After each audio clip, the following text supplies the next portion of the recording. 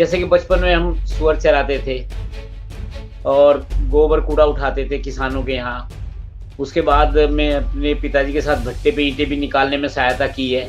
78 से 82 तक मैंने दिल्ली में कागज बीने हैं, Kalkaji, Nehru place, east of Kailash में। 82 से 93 तक मैं बस कंडक्टर डीटीसी में नौकरी की है और 93 से लेके 95 तक मैं गृह मंत्रालय में अनुवादक रहा हूँ एसएससी पास करने के बाद।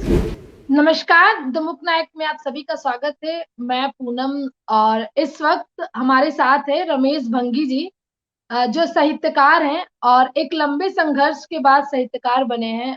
उनकी काफी एज है, जैसा कि आप देख सकते हैं, उनको देख के पता लग रहा है। तो उनका एक लंबा सफर है, जिंदगी का तजुर्बा है और कई अनुभव है उनकी जिंदगी के। आज हमारे साथ है, उनके अनुभव के बारे में जानेंगे और उनके संघर्ष के बारे में जानेंगे कि आपने अपना करियर शुरू किया और अब आप साहित्यकार बने हैं। हमारे दर्शकों को अपने बारे में बताइए ताकि उन्हें पता लगे कि कितना संघर्षपूर्ण जीवन आपका रहा है। देखिए, हमारा संघर्षपूर्ण जीवन तो हम सभी का होता है। जो हमारी विशेषकर हमारी कास्ट के लोगों को तो खास तौर पे भुगतना, हालांकि पूरे देश को ही भुगत हो फेस करना पड़ता है, लेकिन हमारी कास्ट को कुछ विशेषकर से फेस करना पड़ता है। अब शुरुआत तो मैं अपने गांव से ही करना चाहता हूँ। जैसे कि बचपन में हम सुअर चराते थे और गोबर कूड़ा उठाते थे किसानों के यहाँ। उसके बाद मैं अपने पिताजी के साथ भट्टे पे ईंटें भी निकालने में सहायता की है।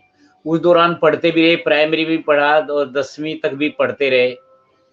उसके बाद 78 में मैं दिल्ली आ गया। 78 से 82 तक मैंने दिल्ली में कागज बीने हैं, Kalkaji, Nehru place, east of Kailash में। 82 से 93 तक मैं बस कंडक्टर डीटीसी में नौकरी की है और 93 से लेके 95 तक मैं गृह मंत्रालय में अनुवादक रहा हूँ एसएससी पास करने के बाद। 89 में 90 में ये टेस्ट पास किया था मैंने। 92 93 में 93 से 95 तक होम मिनिस्ट्री में अनुवादक रहा। उसके बाद 95 से 99 तक लोकसभा में अनुवादक के रूप में काम किया। 99 से फिर मैं अभी 2018 तक जो है गृह मंत्रालय में ही अनुवादक के रूप में काम किया। आजकल उसे वरिष्ठ अनुवाद अधिकारी बोलते हैं। तो 2018 में मैं रिटायर हो गया। तो इस तरह से ये दिल्ली में इस तरह से सफर रहा मेरा। इस दौरान मैं 22 साल झुग्गी में भी गुजारे हैं। 2001-2 तक मैं झुग्गियों में रहा, त्रिलोकपुरी झुग्गी में। उसके बाद वसुंधरा में आ गया और इस दौरान जितनी भी पढ़ाई लिखाई है मेरी, पढ़ाई लिखाई तो मेरे ख्याल में मेरे पास वो कागज है नहीं। जैसे में एमए हिंदी है, एमए सोशियोलॉजी है, एमए एजुकेशन है, एमए डिस्टेंस एजुकेशन है और एलएलएम, एलएलबी वगैरह, ये सारी पढ़ाई जो है मैंने ज्यादातर पढ़ाई झुग्गी में रहने के दौरान की है और कंडक्टर रहने के दौरान ज्यादातर पढ़ाई की है। 78 में जब मैं दिल्ली आया था तो मैं सिर्फ 10वीं पास था। 79 में मेरी शादी भी हो गई, तो और 79 में ही मेरे 12वीं भी की है। तो मेरी जो जितनी पढ़ाई लिखाई है शादी के बाद हुई है, दिल्ली में आने के बाद हुई है, नौकरी में रहने के दौरान हुई है। इस दौरान जो है कागज बीनने के दौरान भी पढ़ाई की है। 12वीं और बीए मैंने कागज बीनने के दौरान ही की है। उसके बाद बस कंडक्टर के दौरान की। उसके बाद तो फिर पढ़ाई लिखाई चलती रही। तो पढ़ाई लिखाई का साथ मैंने कभी नहीं छोड़ा।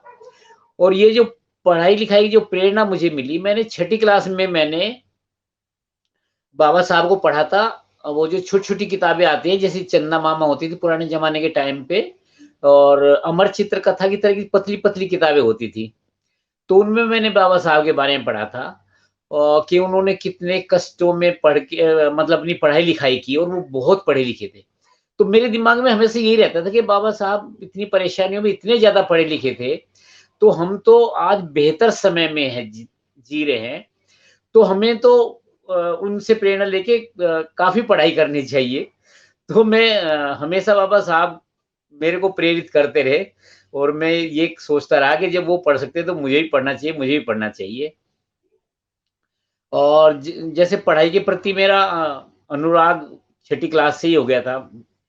तो जैसे कि मैंने 85 में कंप्यूटर सीखा जब राजीव गांधी कंप्यूटर लेके आए और देश में आंदोलन भी चल रहे थे। तो नई नई चीजों के प्रति जो है, नए नए विषयों के प्रति, तो इस तरह से जो है ना धीरे धीरे जिज्ञासा बढ़ती चली गई और मैं आगे बढ़ता चला गया।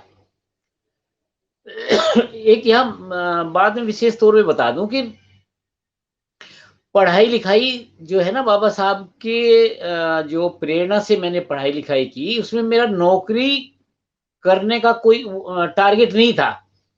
बस मेरा उद्देश्य था कि मुझे पढ़ना है, पढ़ना है, पढ़ना है, पढ़ना है। तो इस तरह से, इस प्रेरणा की वजह से मेरी पढ़ाई ओवर स्टडी होती चली गई और इतनी कि मेरा एसएससी भी टेस्ट भी पास हो गया और मैं ट्रांसलेटर भी बनता चला गया। तो मेरे कहने का मतलब ये है कि ये बात का मैंने इसलिए उल्लेख किया है कि हमें इतना स्टडी करना चाहिए, इतना ओवर स्टडी करना चाहिए कि एग्जाम हमें हमारा बाय प्रोडक्ट हो जाए। जैसे कि नौकरी मुझे वो बाय प्रोडक्ट मिली है। मैंने कभी भी ये नहीं पढ़ाई की कि मैं बस कंडक्टर बनूंगा या मैं ट्रांसलेटर बनूंगा। मेरे मुझे तो पता भी नहीं था कि मैं ट्रांसलेटर कैसे बनते हैं, या ट्रांसलेटर के लिए ट्रांसलेटेड ओरिएंटेड मैंने कोई पढ़ाई नहीं की। लेकिन पढ़ाई का इतना ज्यादा बल्क में हो गया कि मेरा टेस्ट ही पास हो गया। मुझे तो उम्मीद भी नहीं थी टेस्ट पास होगा। तो ये जो ओवर स्टडी है, तो ये थैंक्स गोज टू बाबा साहब कि उनकी प्रेरणा से मैं और अभी तक भी पढ़ता रहा हूँ। पीछे मेरी किताबें हैं। तो ये फिलहाल मेरे दिमाग में फिलहाल तो अभी यही आ रहा है बताने के लिए। कि जो मतलब क्लास 10 तक की पढ़ाई जो है वो अपने गांव में की है। जिस दौर की आप बात कर रहे हैं उस दौर में पढ़ना थोड़ा कठिन था। कितनी परेशानी आपको बचपन में हुई है और कहाँ था आपका गांव, कहाँ से आए हैं आप दिल्ली, ये जरूर हमारे दर्शकों को बताइए।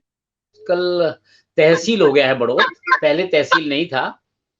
तो अब तहसील बड़ौत है और बागपत जिला हो गया है।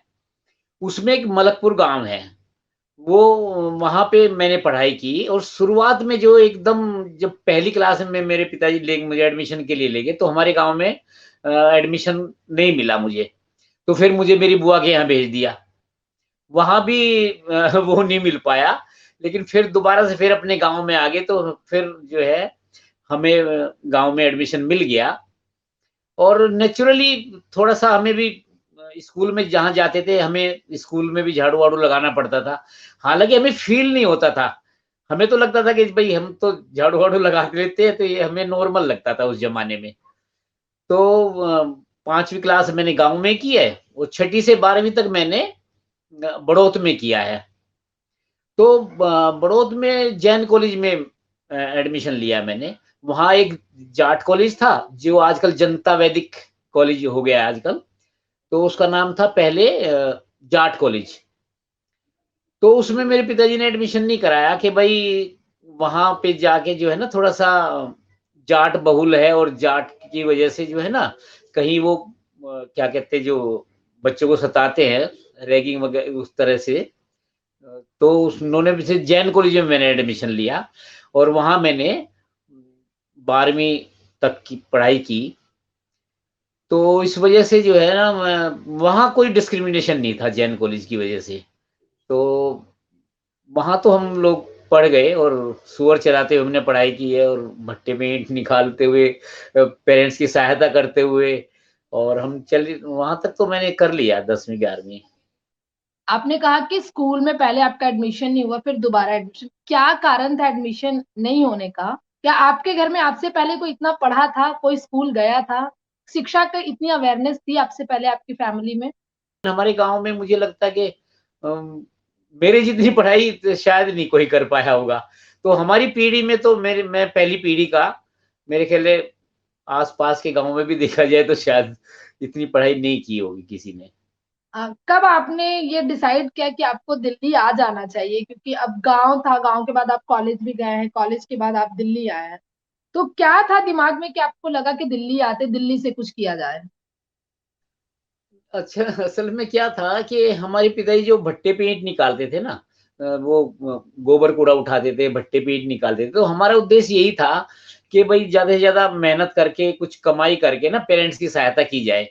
पेरेंट्स हमेशा कर्जे में दबे रहते थे। हालाँकि मैंने बहुत अभी काफ़ी लंबे दिल्ली में आने के बाद भी कर्जा उतारते रहे हम। तो करने को कुछ होता नहीं था। सूअर-वूअर मर जाते थे तो कर्जे कर्जे में ही लाइफ चलता रहता था। तो हमारे जीवन का उद्देश्य सिंपल ये था कि भई कुछ एक्स्ट्रा कमाई की जाए और पेरेंट्स की सहायता की जाए।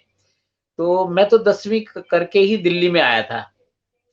78 में, 74 में मैंने की थी। तो हाँ, इन बिटवीन एक वाकया याद आ गया। मैंने पीसीएम लिया 10वीं के बाद 11वीं-12वीं में। तो एक टीचर था हमारा फिजिक्स का। तो उसकी वजह से जो है ना मेरा 12वीं में 2 बार फेल हो गया पीसी इसमें। तो वो बहुत गाली दे के बात किया करता था। उसका नाम मुझे आज भी याद है, उसका नाम धर्मपाल त्यागी था। बहुत गालियाँ देता था। तो उस वजह से जो है मन उचट गया और पढ़ाई में मन लगना बंद हो गया। और शुरुआत के दौर में तो मैं छठी, 7वीं, 8वीं तक भी स्कूल में मेरा चौथा नंबर रहता था, लगातार। और अपनी क्लास में तो मैं फर्स्ट भी रहता था। लेकिन 11वीं-12वीं में आके उस टीचर की और मिसबिहेव की वजह से जो है, मैं 2 बार फेल हुआ और फिर मैंने प्राइवेट मुझे पास करना पड़ा इंटर 79 में, शादी के बाद। शादी के बाद जो था आपकी लाइफ में कितना बदलाव आया, क्योंकि आपने शादी के बाद जो बाकी की उपलब्धियां हैं आपकी, शादी के बाद की आपने पढ़ाई की है, दिल्ली आने के बाद सारी चीजें की, कितना साथ रहा है आपके जीवन साथी का उस समय आपके लिए? देखिए, जो कुछ भी हुआ वो 79 में शादी हुई, 79 में ही 12वीं हुई। इस दौरान मैं कागज बीन रहा था दिल्ली में, 78 से 82 तक। तो जितना भी बदलाव आया है वो शादी के बाद ही आया है। बच्चे भी होते चले गए, सब कुछ होते चले गए। असल में ना मेरा जो सोचना था वो एक डिफरेंट सोच थी कि जिस चैलेंज, मुझे ना चैलेंज पसंद है कि जिस चीज को लोग कहते हैं कि ऐसा नहीं हो सकता तो वैसा ही करना मुझे पसंद है। जैसे कि मेरी जब शादी हो रही थी तो शादी में जो है मैंने मेहंदी नहीं लगवाया, मैंने गीत नहीं गाए, मतलब गाने नहीं दिए और घोड़ी-वोड़ी पे चढ़ना ये, और फेरे-वेरे भी नहीं हुए। उसके तो और गरीबी बहुत ज़्यादा थी असल में, गरीबी इतनी ज़्यादा थी कि मेरे जो कपड़े जिन कपड़ों को मैं पहन के गया था, वो भी मेरे ससुर ने मुझे दिए थे। तो इतनी हालत खराब थी हमारी, पैसे-वैसे होते नहीं थे। तो इसलिए मेरे को ये था कि जब जब हमारे पास पैसा ही नहीं है, तो कर्ज़ा लेके शादी क्यों की जाए? मैं यहाँ से जब कागज़ बीन रहा था, जिसके यहाँ कबाड़ी के यहाँ काम करता, उससे मैं ₹300 लेके गया था, अपनी शादी के लिए। और आश्चर्य की बात है, उसमें से भी ₹100-50, ₹10-20 मेरे बच गए। उनसे भी कम पैसे खर्च किए मैंने अपनी शादी में। 79 में ₹300 से भी कम में। कुछ नहीं किया, बहुत सिंपल मैरिज। मैंने चाय तक नहीं पिलाई अपनी रिसेप्शन में समझ लो या अपनी शादी में समझ लो। मैंने किसी को खाना खिलाना तो दूर की बात है। बहुत दिनों तक लोग मुझे कहते रहे, अरे इसने तो अपनी शादी में चाय तक नहीं पिलाई किसी को। अब बेचारे मर गए, वो क्या करे। लेकिन क्या करे, आपको विद्रोह करने के लिए कुछ ना कुछ तो सहन करना पड़ेगा। अच्छा सर, आपने अपने नाम के पीछे भंगी लगाया है, क्या वजह, मतलब भंगी लगाने का कोई खास रीजन? जबकि भंगी देखा जाए लोग इसको एक गाली के तौर पर लेते हैं। आप देखेंगे कई बार ऐसा सेलिब्रिटी भी कह देते हैं, क्या मतलब एक पर्टिकुलर लोगों ने गाली की तरह, आपने अपने नाम के पीछे लगाया है, क्या कारण है, मतलब क्या प्रेरणा देना चाहते हैं आप? इसके पीछे प्रेरणा समझिए या जिद समझिए, कुछ समझिए। असल में हमारा देश जो है ना वो जाति आधारित का जाति ही है हमारा देश। इतनी जातियाँ 6743 तो मेरे ख्याल रजिस्टर वही है जो हमारी लिखित जातियाँ हैं। इसके अलावा भी कुछ जातियाँ ऐसी भी हैं जो अभी तक रजिस्टर्ड नहीं हुई हैं। तो हम लोग जाति के रूप में ही हमारी पहचान होती है। तो जब तक जाति ना जान ले तब तक आपका सामने वाले को चैन पड़ता ही नहीं है। और जब हम घुमा फिरा के अपने आप को बोलते हैं ना, जैसे वाल्मीकि बोल दे या कुछ और बोल देंगे, तो तब तक वो वाल्मीकि बोलने का मतलब भी वो पहचान जाता है सामने वाला। दूसरा फिर ये है कि हम किससे जाति छुपा रहे हैं। जैसे कि जो हमारे जो कागज होते हैं, सरकारी नौकरी के कागज होते हैं, आपके जाने से पहले हम जो फॉर्म में भरते हैं ना, धर्म का कॉलम भी होता है, उसमें जाति का कॉलम भी होता है। तो हम जब जाते हैं नौकरी ज्वाइन करने से पहले ही हमारा डोजियर जो है वो डिपार्टमेंट में चला जाता है। सबको पता चल जाता है कि भाई एक बंदा आ रहा है, रिजर्व वाला है, जाति ये है, उसमें लिखी रहती है। तो आप जाति कब तक छुपाएँगे? और जाति तो भारत की जातियों से ही पहचान होती है व्यक्ति की। गाँव में देख लो, गाँव में कहते हैं कि भाई किसका है, ये चमार का है, ये कुम्हार का है, ये नाई का है, ये धोबी का है, ऐसी पहचान होती है। तो इससे बचने का कोई साधन नहीं है ना। तो जो एनर्जी जाति को छुपाने में खर्च की जाने वाली एनर्जी को मैं बचा लिया। 24 घंटे आतंकित रहने से मैंने अपने आप को बचा लिया। मुझे हर वक़्त डर लगा रहता है, ऑफ़िस में भी, यहाँ भी, वहाँ भी, गली में भी किसी को मेरी जाति का पता ना चल जाए, किसी को मेरी जाति का पता ना चल जाए। इसी वजह से हम लोग अच्छा-अच्छा कपड़ा भी इसीलिए पहनते हैं। अपने नामों का अलंकरण भी इसीलिए करते हैं, अच्छे-अच्छे नाम रखते हैं।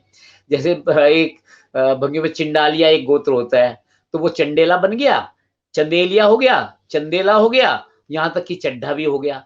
तो उससे क्या फ़र्क पड़ता है? आपने इतनी एनर्जी का वेस्ट किया, किसी भी काम को करने में एनर्जी का वेस्टेज होता है ना, आपका प्रयास खर्च होता है। तो जितनी एनर्जी को या जितने प्रयासों को हम उस अपने जात को छुपाने में खर्च कर रहे हैं, मैंने एकदम से ओपन कर दिया। और जब अधिकार की बात आती है तो आरक्षण की बात जरूर होनी चाहिए। अगर आरक्षण नहीं होता तो क्या आप उस नौकरी तक पहुंच पाते? आपको क्या लगता है कि आपके जीवन में कितना बड़ा रोल निभाया है? देखिए, मुझे तो लगता नहीं कि ऐसा कभी संभव हो पाता, असंभव था।